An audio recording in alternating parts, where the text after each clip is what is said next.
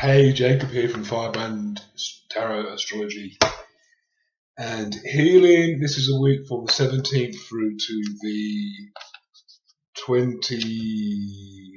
23rd of October, the last week of Sun in Libra, but we still have Mercury in Libra. Mercury will be in Libra until the 25th of October, and we have Jupiter in Libra all the way until October next year.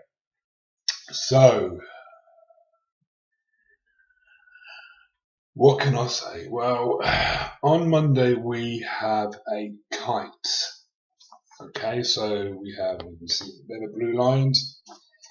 So a kite between the North Node, the Moon, Neptune, and Pluto. Okay, so on Monday the Moon will trine Pluto and sextile Neptune and sextile the South Node. Pluto also sextile the South Node and Neptune, and they will trine the North Node. Okay, so on Sunday we have a fucking super full moon at 23 degrees of Aries and Libra. Uranus is involved as well, so because Uranus is involved possibly on Sunday, things will happen completely unexpectedly. Okay, so it could be anything might happen, somebody might declare love for you, a relationship might break down, it might, you may just have enough and draw a line under things. But on Monday we get support from the universe, finally get some support from the fucking universe. So we will get guidance from Spirit because the Neptune and the South Node of Pisces are involved. We will have some stability in our feelings because the Moon will be in Taurus. Pluto in Capricorn is deeply transforming things, and with the North Node being in Virgo, there will be a very big healing element to this, and there will be an element of, with the nodes being involved, something that is karmic and destined and part of our life path. Okay, the Sun will still be opposing Uranus, so we'll kind of have a Uranian energy a little bit. And Venus is currently sextiling Chiron, not sextiling Chiron, sorry, trining Chiron, so there is support there in regards to healing. And also I see Mars there, because Mars is close to Pluto. Mars is also involved in the kite on Monday, so this really is quite interesting. So with Mars being involved, we will probably have the energy and the impetus to move forward, or begin to make steps in moving forward to probably either deal with what happened on Sunday or to make us, put us back on our path, so to speak,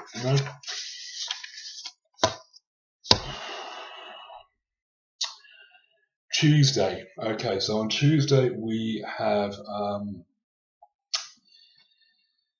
the Moon opposing Venus, because Venus is going to move into Sagittarius on Monday. With Venus moving into Sagittarius, love will be more expansive because Jupiter rules Sagittarius, so love will be more expansive. If any kind of relationship starts now, you don't expect commitment yet, really, because Sagittarians don't really commit. They like to feel free. It is quite possible you have more than one love opportunity. When Venus moves into Sagittarius, you will start to love your beliefs more and what you believe. Obviously, Saturn is in Sagittarius at the moment for the next year and a half, 2 years. So Venus is going to move closer to Sagittarius as we go on through, closest to Saturn as we go on through the week. we have Mercury catching up with the Sun. So Mercury is only 6 degrees behind the Sun now. A while ago, Mercury was like 30 degrees behind the Sun. So Mercury is really catching up, and obviously Venus is well ahead of the Sun now. And Venus will remain ahead of the Sun until March next year, when Venus is in Aries. Venus is going to be in Aries for about 3 months next year, as it's when we go retrograde.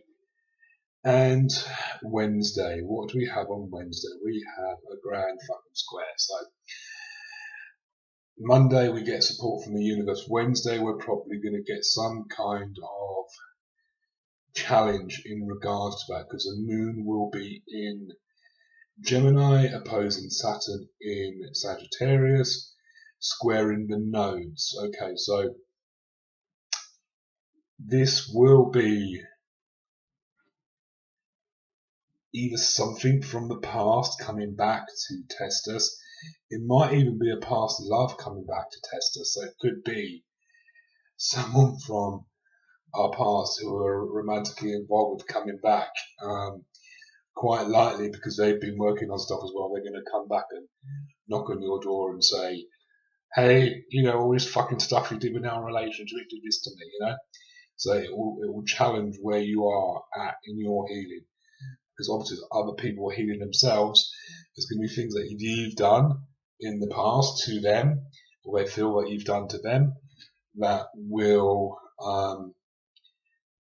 possibly get them to come and call on your door to sort of say, let's heal this together in some way and make amends. Not saying you'll get back together, but about really kind of trying to find a way so that you can heal it, And you've got the north and the south node. So this is kind of karmic destiny. So this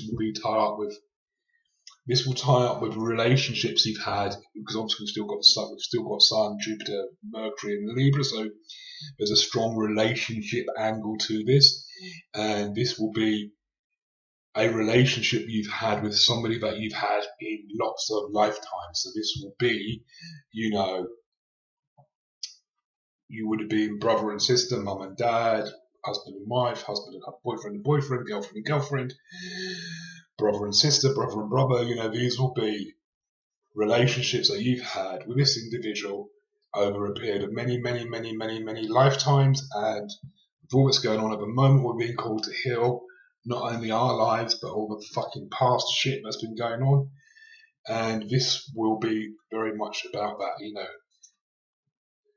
Also globally, I expect stuff to sort of Wednesday to be a day where past misdeeds come out. So expect on Wednesday, either something, or Tuesday, Wednesday, Thursday, something about Clinton or Trump in regards to some really bad stuff they've done in the past coming back to fight me in the arse.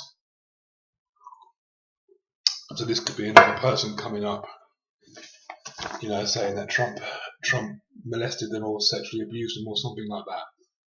We have the moon temporarily trining the sun on Thursday, so there will be, with the moon being in Gemini, it doesn't really like being in Gemini because Gemini is all about thinking, not feeling.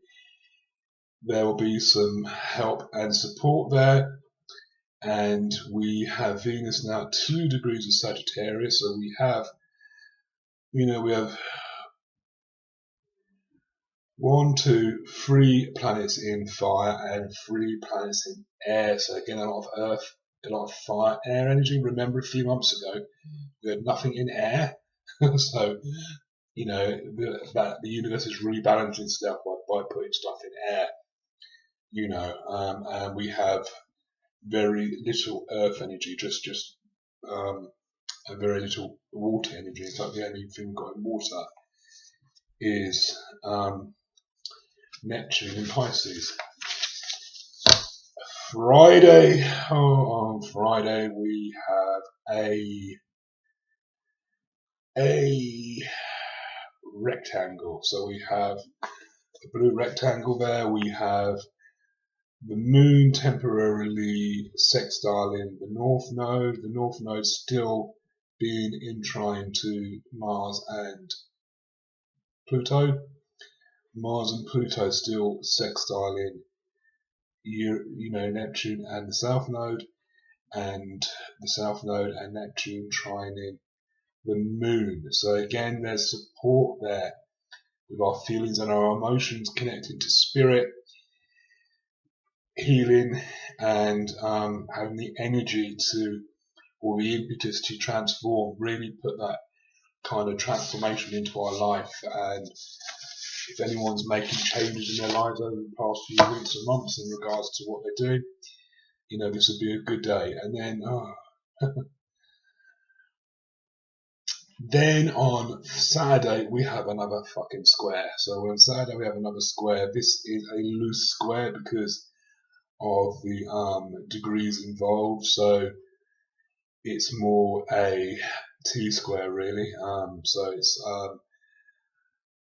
the Sun and Mercury squaring the Moon. So because the Moon is only temporary, so this will be a couple of hours basically, not a day or a few days. With Uranus and Eris, and also Pluto and Mars. So this might just be like an argument that comes out in blue, and things get said, and relationships get tested temporarily. Then on Sunday the 23rd, we see the Sun move into Scorpio. Okay, so now there will be a degree of intensity over the next 30 days, but this will be tempered by Venus being in Sagittarius. It will lighten things up a little bit. Thank God Venus is ahead in Sagittarius. Will lighten things up in terms of what's going on, and the Moon will be in Leo. And the Moon will be trining Venus temporarily on Sunday, while the Sun goes into Scorpio.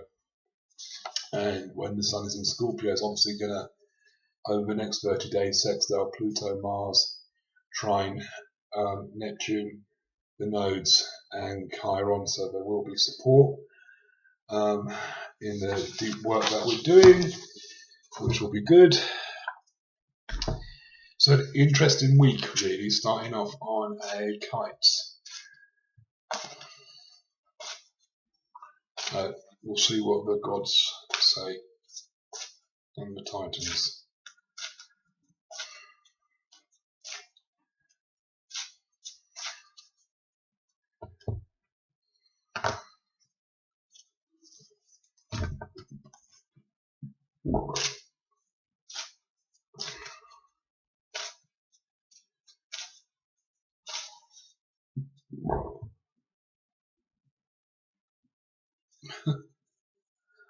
This is ridiculous. Okay, yeah.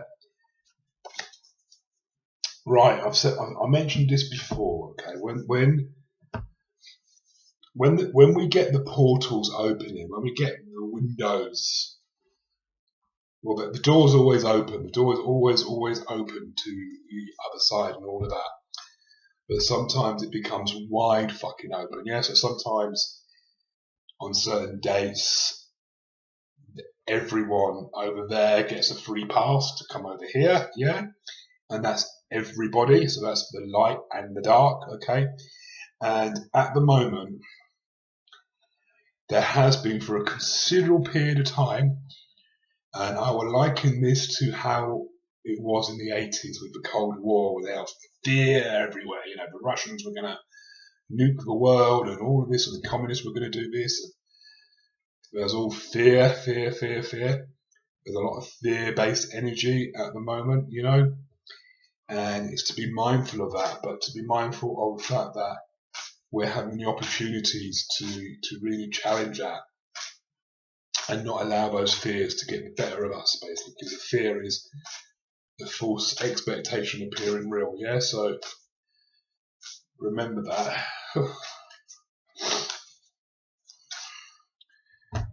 Let's see what the Merlin deck has to offer us.